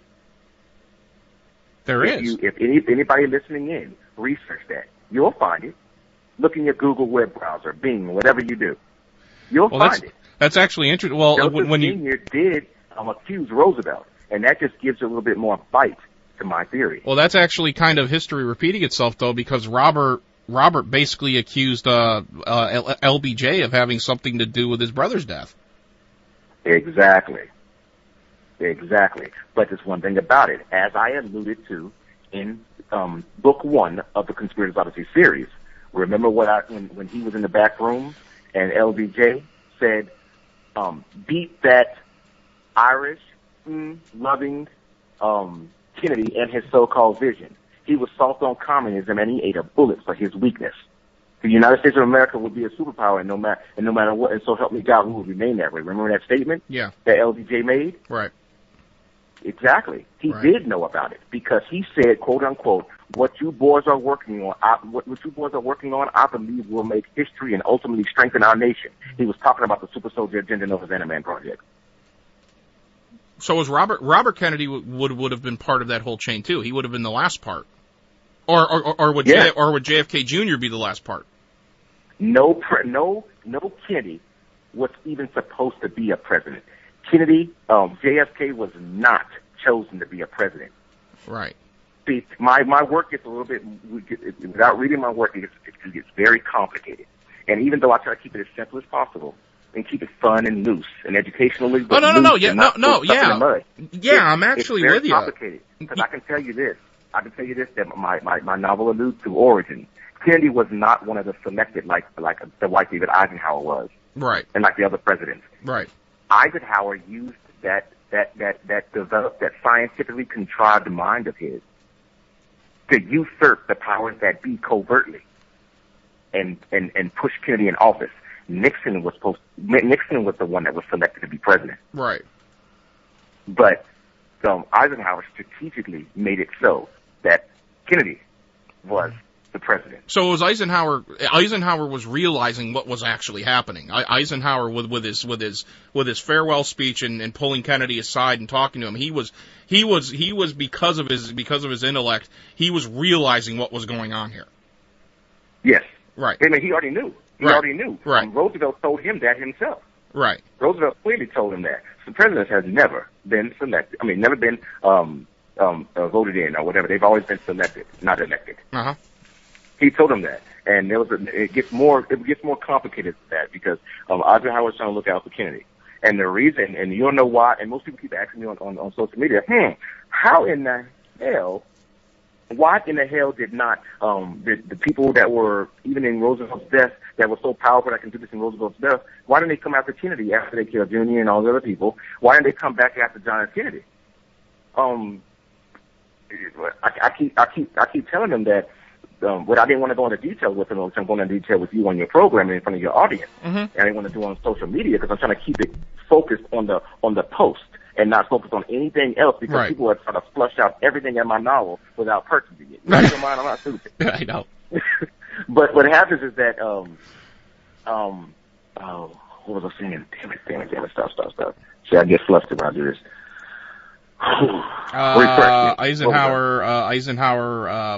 Eisenhower helping Kennedy get into office, realizing what Roosevelt was doing, figuring out the whole picture.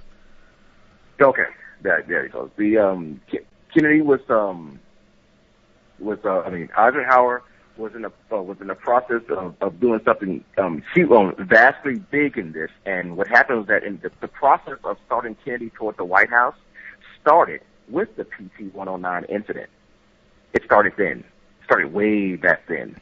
Because they knew, most people say, then that's stupid then. Because Roosevelt, if he tried to kill Kennedy way back then in 1943, that incident alone only served to heighten his profile and pushed him into the Senate. Right. Once he got out of it, right? Right. Eisenhower used all of it.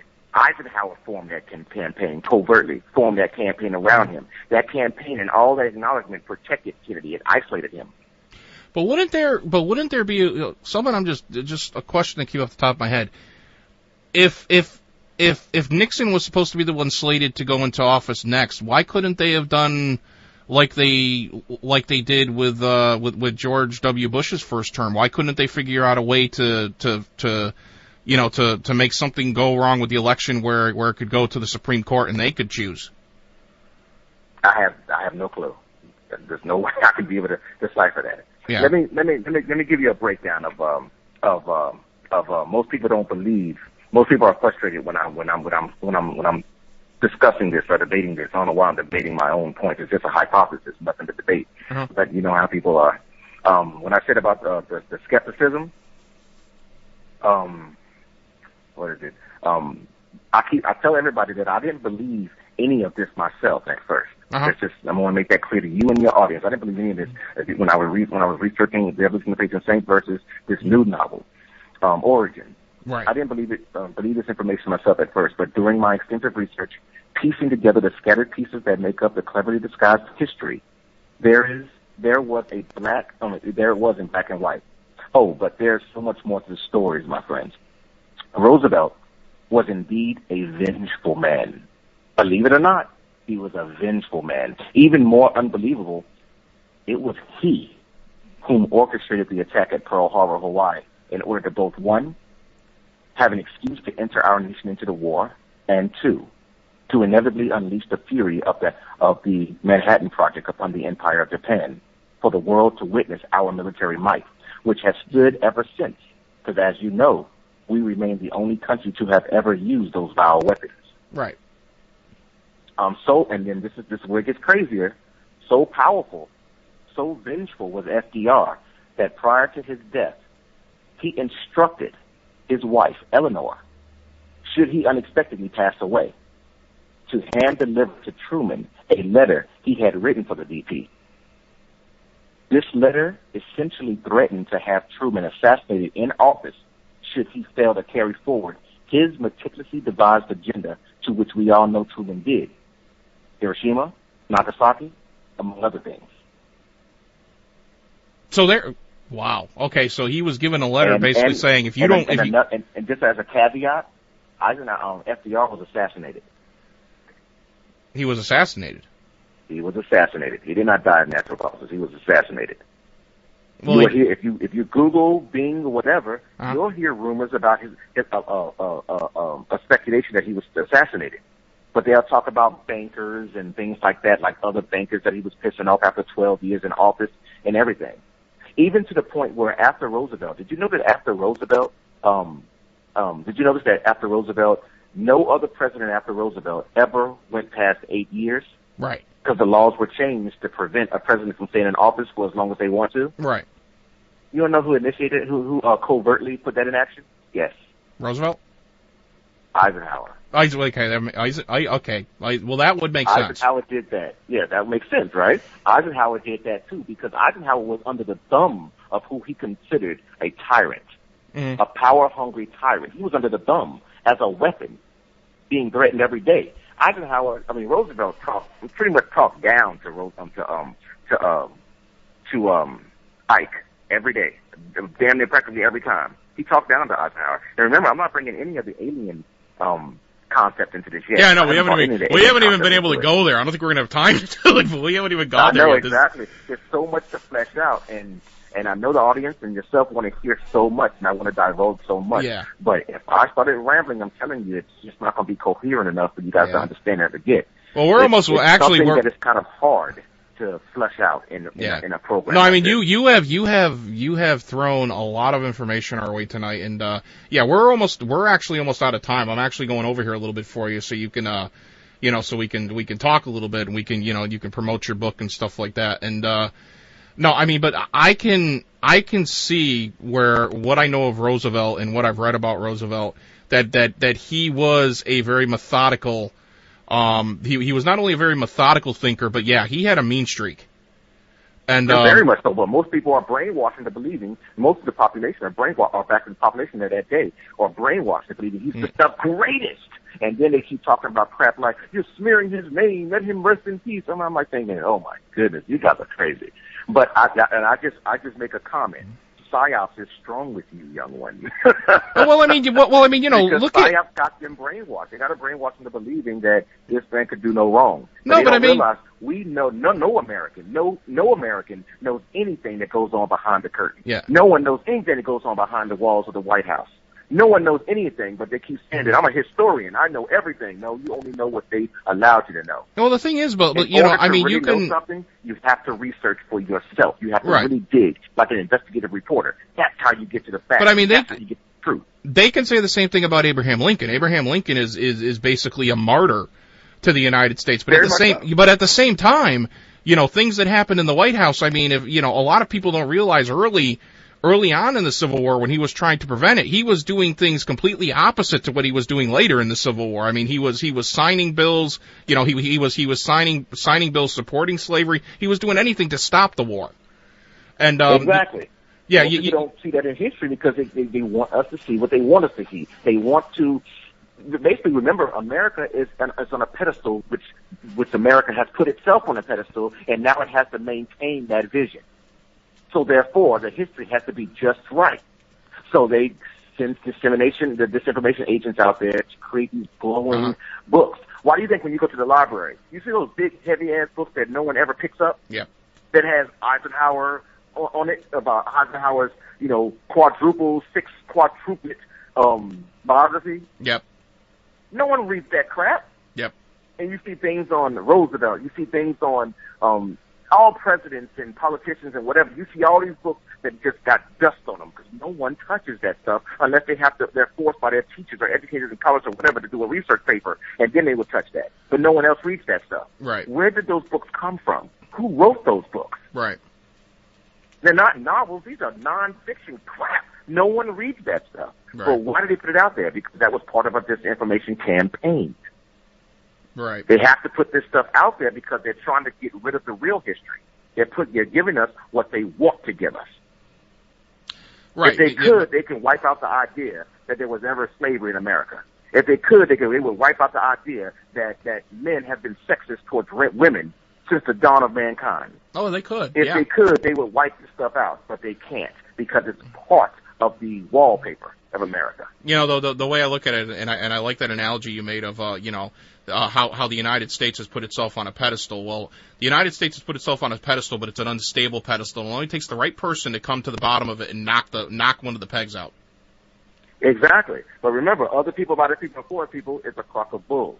Because if it's other people, by the people, and for the people, we should be able to vote who we want into office. Right. But you know good and well, there's no way you or I can go for the presidency.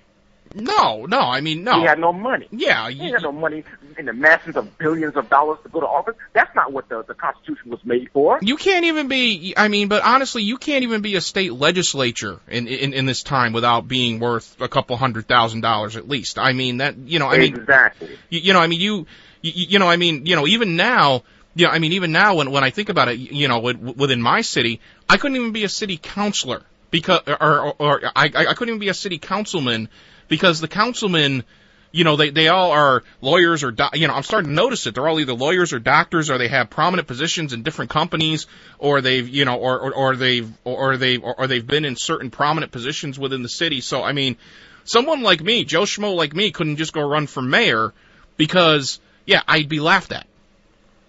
Exactly.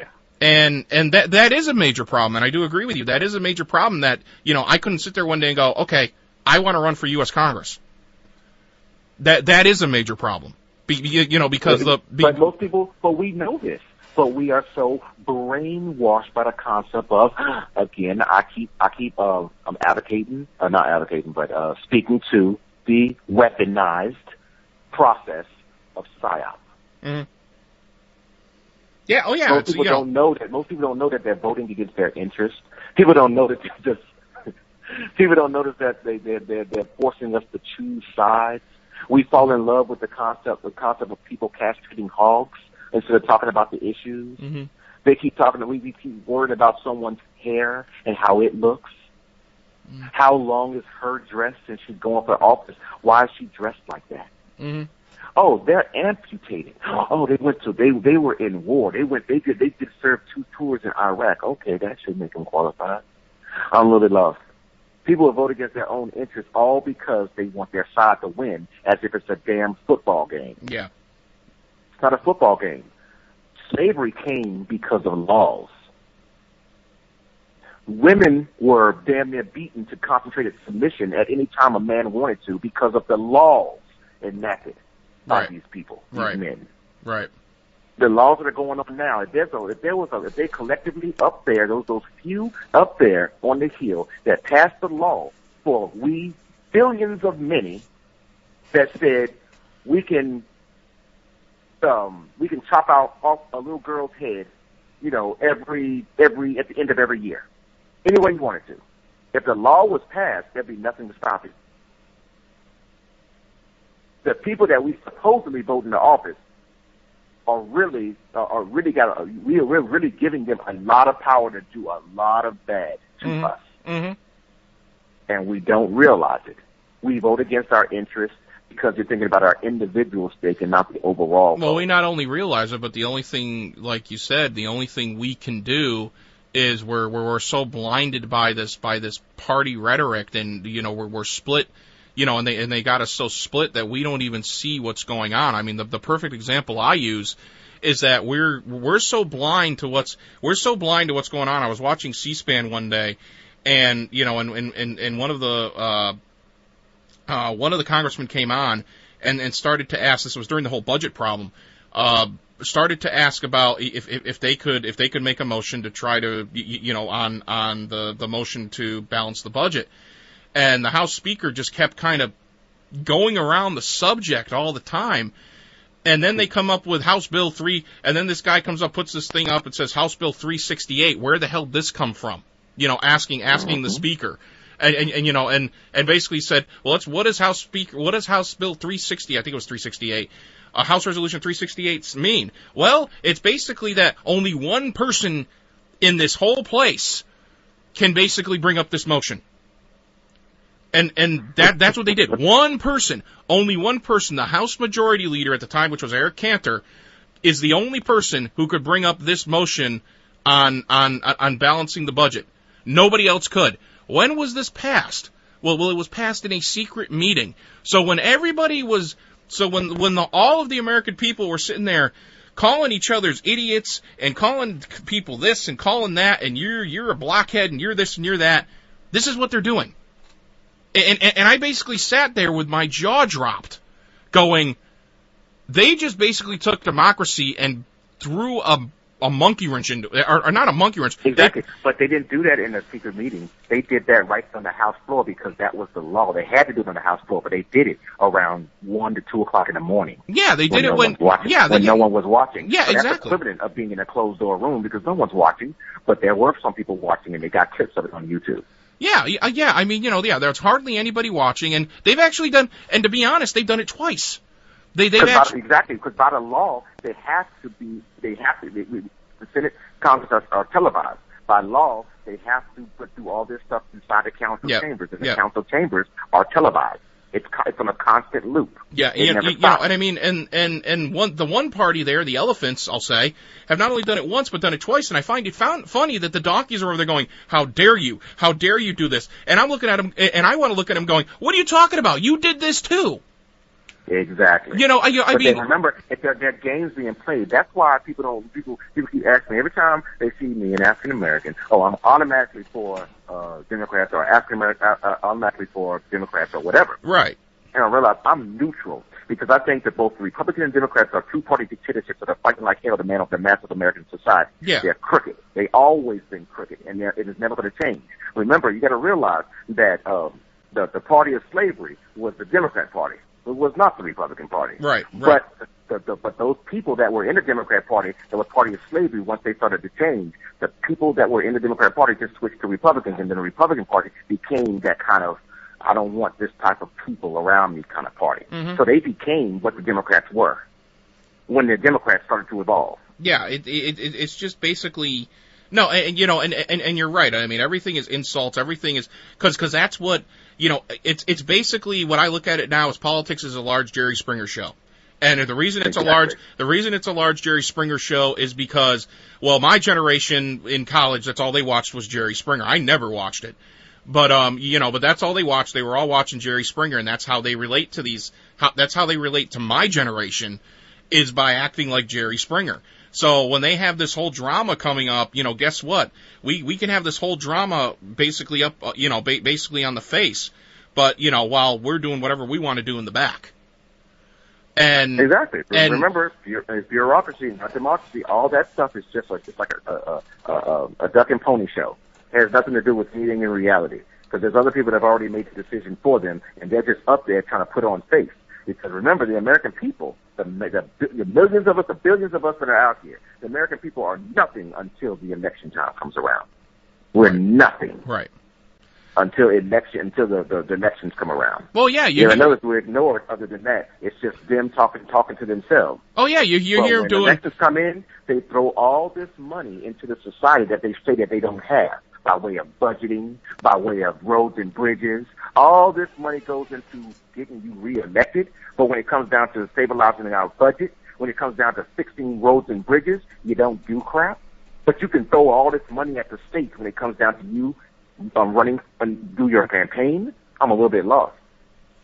Yeah. I need to be. I'm in the wrong business. I need to be running the television program because I'm going to get millions of dollars for just writing some damn commercials. Yeah, I know. And unfortunately, AK, I've actually run over my time. I know we had that glitch there in the first half hour. What I want to do here is I want to make sure you get your information out to everybody, because I know Origins Origins will be coming out soon. So I want you to get all your information out to everybody. Get your website out. Any conventions, any appearances you're going to be making with the book. Why don't you get all that stuff out right now? All right. I'm not going to make any appearances yet. I don't know my publisher's campaign procedures or processes. So that's not going to come out. That's not going to be available until later. I'm sure there's going to be a lot of flyers and stuff like that on it. But Considers obviously is highly anticipated. I want each and every one of you guys to know that there's a reason why I'm putting out this information for you. It's to help in my own covert way. I've been influenced by people like Rod Serling of the Twilight Zone. That was fact-based fiction. X-Files, that was fact-based fiction. But I'm trying to educate and entertain simultaneously and seamlessly. But I want each and every one of you guys to know that other than being I consider myself more of a journalist rather than a novelist. Basically what I say is that I'm an unemployed, rightfully unemployable journalist. The best there is or ever was. I seek the facts, the unfettered truth in every story. However, if those pesky little facts, those highly coveted truths are kept from me, I'm then forced to take targeted liberties with the telling of the telling or to piss off the Mason-Pro factions hidden within the shadows of our United States government. And I'm sure you can understand why I consider myself an unemployable journalist. Right. You can reach me and find out anything you can know about me and my work at www.thewriterofbooks.com. Again, that's www.thewriterofbooks.com. Stop by anytime and email me at info@thewriterofbooks.com if you want to speak to me or discuss any points of my work. Other than that, I look forward to hearing your opinions on my new project and hopefully hearing your opinions of the Evolution of the Patron Saint, Book 1. AK, it is awesome to have you on, man. You are. I am going to admit it. You are one of my favorite guests. I mean, it is just fun to talk to you and debate with you over this stuff. And I have a couple other guys. I have a good friend who also who we talk about this stuff too. And it's just, it brings to light different things. Where you get that pad and paper, which I've done. I got a whole bunch of notes that I'm going to go look up stuff on. And, to really kind of get into history and figure out what is not in the textbook that you learned when you were a kid and what's the part they don't want you to know. And, it's been great having you on. When Origins does come out, I definitely want to have you back on so we can do a full show just on that book. And, that is perfect. Yeah, I look forward to that because there's a lot of points in the book that we did not get around to. Yeah, I know. But I think you and your audience would really want to know these points. It's really going to flesh out a lot of things that we didn't get to, especially Eisenhower's evolvement. I hinted around to him, but his evolvement, his evolution, is pretty miraculous if you think about it. Yeah. I mean, yeah. And we didn't even get into the alien stuff that happened with Kennedy and Eisenhower and Roosevelt and Secretary of State Cordell Hull. I know. And what's pictured on the front of the novel, which is the U.S. Capitol building. I know. I didn't get a chance to tell you that there was 4 aliens that were housed at a secret sub-basement at the secret sub-basement up at U.S. Capitol building since the 1700s. I know. Since 1917. Yeah, there's a ton of information we haven't gone over, and I'm sorry about the glitch there in the beginning, I definitely want to have you back when do you think the book will come out? Is it still for? It's supposed to be out before the end of this year, but my publisher's going through a whole technical thing that it's going to be in the bookstores. So that's a monumental endeavor. So I have to let that play its course. It's in the hands of my editors currently. Okay. And so we're going through the whole concept of the galley phase, so you know how that works. Mm-hmm. Back and forth between the editors and this and rewrite this and blah, blah, blah, and all that kind of stuff.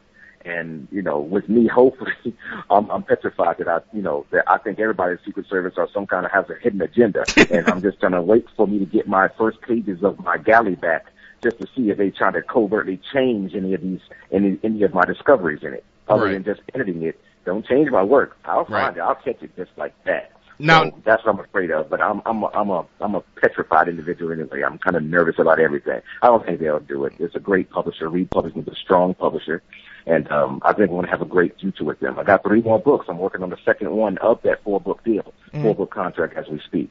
So I'm working on the next book, and the next book, other than Origins, is called Arthurian Legend. And I'll let you and your audience mull that one over. Why would I call it Arthurian Legend? Arthurian? Blah, blah, blah. Wait a minute, Arthurian or Arthurian? Arthurian Legend. Arthurian, okay. It deals with the concept of Camelot. And who did we consider Jacqueline and Kennedy be? The story of Camelot. Blah, Right. blah, blah. Right. Rose petals and all kinds of rose petals with other girls in the bed. So when Origins, somebody just asked me this over a text message. When Origins comes out, is it going to be available in Kindle formats and e-copies, or? It'll be available in all forms. Okay. Bookstore, Kindle, online. It'll be everywhere. Okay. And I just look forward to getting his or her opinion when it does come out. And I just hope you guys enjoy the book.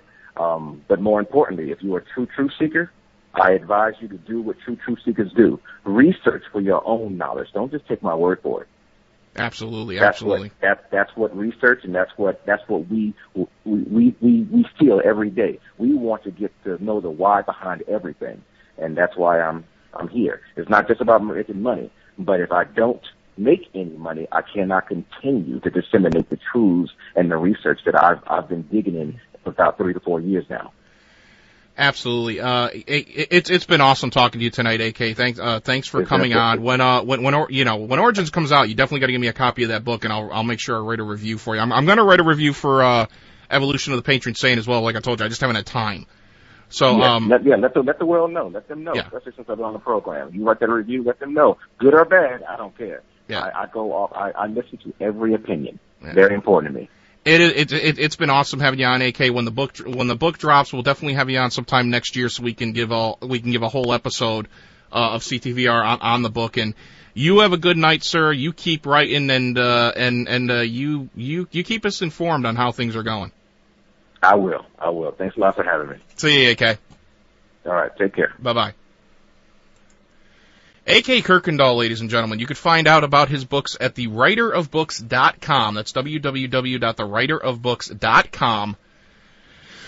Interesting stuff. I mean, there's a lot of information we went over, and we didn't even get into the book. I mean, the book goes a lot of different ways that where more of the traditional Kennedy, traditional Kennedy information goes. This kind of goes a step further, and it's a different theory, a different way of looking at not only the murder of President Kennedy, but when, like you said, when you go down the timeline, you can see how things start to make sense. Or you could see where there is a theory where you can look at all this, and it all begins to start. It all begins to start making sense with the story he's saying. And if you don't believe in and if you're not a truth seeker and you don't believe in it, hey, it's just a great story. Like I said, I would get the first book first, Evolution of a Patron Saint, because there's a lot of character foundation in that book before you go into Origins. Now, Origins will stand on its own.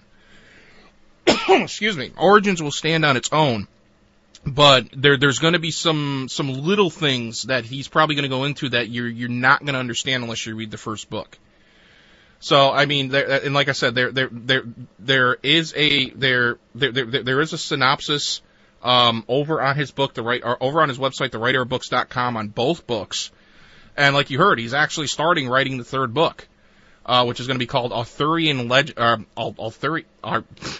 Arthurian Legend, I think is what it's called. So it's a lot of great stuff. We didn't even get into Origins a lot. We got into Eisenhower a little bit, and how he believes, how he believes what was going on with Eisenhower and Roosevelt. And that does make a lot of sense, because Roosevelt, to me, seems like a very cerebral person. Seems like if someone gets in his way, he would take care of them. And we're going to have AK back. Karma Cookie's in the chat room now because he forgot the show. Thank you, Karma. Yes, you forgot about me. How? I'm not easy to forget about. Maybe I am. Now I'm depressed. Yeah. Anyway. But, I forgot where I was gonna go. It's an interesting read, even for truth seekers. It's an interesting read. It puts a different spin and puts a different theory on everything that happened with the Kennedys. It even goes further than that. I mean, it goes back to 1917 and the Red Baron. And it gets into extraterrestrials, and it's just a great read, and, you know, if you're just looking for a good read. So, it's been a lot of fun tonight. Well, I'm sorry about the glitch from the first half hour there. Just things were not working right, and it took us almost a half hour to get AK on. So, I'm very sorry about that. That's why I kind of went over a little bit here, so I could talk to him a little more, so you guys can hear him a little more.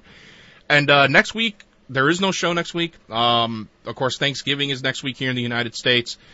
If I'm not busy, there's not going to be like I said, there's not going to be a traditional show. I may come on and kind of play some music for you guys, maybe play some holiday music for you guys to, you know, when you guys are prepping for Thanksgiving, you may be putting up your Christmas tree. I don't know. But I'll come on and do that. I believe Thursday, there are going to be a few shows on. I believe Thursday night. And I believe Emmy's coming on, so there's going to be programming here on Thursday night. I don't know about the rest of the week next week. I don't know who's coming on and who's taking the week off. I do believe there are a few people who are taking the week off next week because of Thanksgiving, and so just keep track of the Hazy Facebook page, and I'm sure the host will come on telling you who's doing a show and who's not doing a show. I don't know. I don't know about Animazing Radio. I don't know about Periscope. I don't know about Ed Opperman. I don't know if he's doing a show. I know Ed Opperman's doing a show this week. So I mean, like I said, next week you'll have a better idea who's doing what. And and I want to say hi to Miss Zita. She is back home. And she may be listening actually tonight. So, Ms. Zita's, she's had a lot of things on her plate. She hasn't been around a lot, but I'm sure we'll be hearing from her very shortly. And she will probably get back to doing her show backstage here on Hazy Radio at some point here in the future. And, again, next week there will be no CTVR. And like I said, I don't know who's off next week, so it's going to kind of be up in the air. I don't know where there's going to be programming, where there's not. I'm sure some people will be on. But what else? I'm thinking I'm forgetting something. Our next guest, I'll tell you what. Let me see. The next day we will be on. Let me just pull this up real quick so I can tell you what's coming up. The next day we will be on will be December 3rd. That'll be the next Crossing the Void Radio, and that's going to be with Bill Bean. We got Bill Bean back. Of course, he's the author of Dark Force, and we had a little bit of the schedule mix up there the last time he was supposed to be on. He will be with us Wednesday, December 3rd, and that's going to be a great interview. I can't wait for that interview. I've read Dark Force. Dark Force is a great book. I did a review of it. It's over on the Crossing the Void blog page, and December 10th. I can't wait for this interview. Our Gary Patterson will be with us. Music guru himself. I call him the music professor because he just knows everything. And we're going to get into the darker side of rock and roll with the 27 Club and the Allman Brothers curse and the Zeppelin curse. And we're going to get into all that kind of stuff. We're going to get into the darker side of rock and roll and go take a journey to the crossroads and with Robert Johnson. And yeah, that's just going to be an awesome show. And then on the 17th, Rod Black will be joining us again. We haven't talked to Rod for a little while. I got to get in touch with him. I got to see what's going on. I don't know if his album's dropped yet. We may have some giveaways for you. I don't know. I may have some presents for you before the holidays in some Rod Black CDs. And then the 24th and the 31st, there probably are going to be no shows just because of Christmas Eve and New Year's Eve. Again, New Year's Eve may be one of those days where I come on and just play some music for you guys. Give you some music to listen to during your New Year's Eve festivities, and Christmas Eve, we've pretty much been told by Zita you're not doing a show, so she doesn't want to hear anybody online. So so obviously I'm not doing a show on the 24th. So that's what's coming up in December. I want to what I definitely want to do is I want to wish everybody in the United States a happy Thanksgiving. As I sit here and try to figure out where my is okay. Sorry, folks. Give me a no. Give me a second here. Just make sure everything's working here. Okay. I do want to wish everybody in the United States a happy Thanksgiving. I hope everybody has a safe Thanksgiving next week. And, if you're going to put that turkey in the deep fryer, don't do it frozen. It'll blow up. I've learned that the hard way. I'm not kidding. So be careful next week. Enjoy the time with your friends and your family. And, don't get yourself in a tryptophan coma and lay yourself on the couch and watch some football. And, just have fun next week. Really, enjoy your family. Like paranormal investigators, we spend so much time with the dead. Remember to live with the living, because at some point we're gonna be living with the dead, and we'll be there a lot longer than we are with the living. So enjoy next week. For all of our servicemen out there, I hope you guys have a good Thanksgiving wherever you are. I know you're not going to be with your family. I do know we have servicemen who may be listening tonight. I know, some of you may not be with your family, but have a good Thanksgiving. Know that we're thinking about you over here, and we can't wait till you guys get back home so you guys can be with your families on the holidays. And to those of you guys in Buffalo, God help you. You guys are still getting buried in snow. And, I really do feel for you guys up there. I've had it come halfway up my door. I don't know what it feels like to see it come all the way up my door, and I think if that happened, I would faint. So, you got some hardy, steadfast people up there in Buffalo that are dealing with this, and, you do what you got to do. And, you do it one shovelful at a time and get yourself out of it, and like I said, Connecticut does have DOT plows on the way, from what I understand from the news up here. So if you guys are listening down there, know there is help on the way to help you clear some of this stuff out. So, as Connecticut Department of Transportation is heading up there to help you guys out. So until December 3rd, folks, when we come back on the air, again, make sure you go over to our Facebook page, like us over there. Twitter at CTVR and HeyZ. Follow us over there. I try to keep those updated as much as I can. I do have some interesting guests I am working on right now. That I'm trying to get booked. So if those guys get booked here in the next couple of weeks, I will make sure I definitely put it over there on the Facebook page and the Twitter page. And for the blog and everything like that, there's a poll over there you guys can partake in. Go over to crossingthevoidradio.com. And leave me a message too. There's a little icon there to leave a message for me as well. And don't forget the Indie Sessions coming up 2015, a new independent radio show that I'm going to be doing. If you guys or you are an independent music artist, tell them to send me a shout out over email, Scott@crossingthevoidradio.com, and send me some of their music, and I'll take a listen to it and see if we can use it on the Indie Sessions. Had a lot of fun this week. Thank you again to A.K. Kuykendall, the writerofbooks.com. That is www.thewriterofbooks.com. As you can see, I haven't eaten anything today. My blood sugar's starting to drop. For coming on tonight. And Origins will be out, he says, before the end of the year. So we'll make sure we have him next year so we can talk about the full book on an edition of Crossing the Void Radio. So until December 3rd. And Bill Bean, I want to wish you all a happy Thanksgiving. Stay warm. Stay out of the snow. And until I see you again on the next edition of Cross the Void Radio, remember, the rules of this world don't always apply. Till next time, folks, I'm Scott. Bye-bye. Crossing the Void.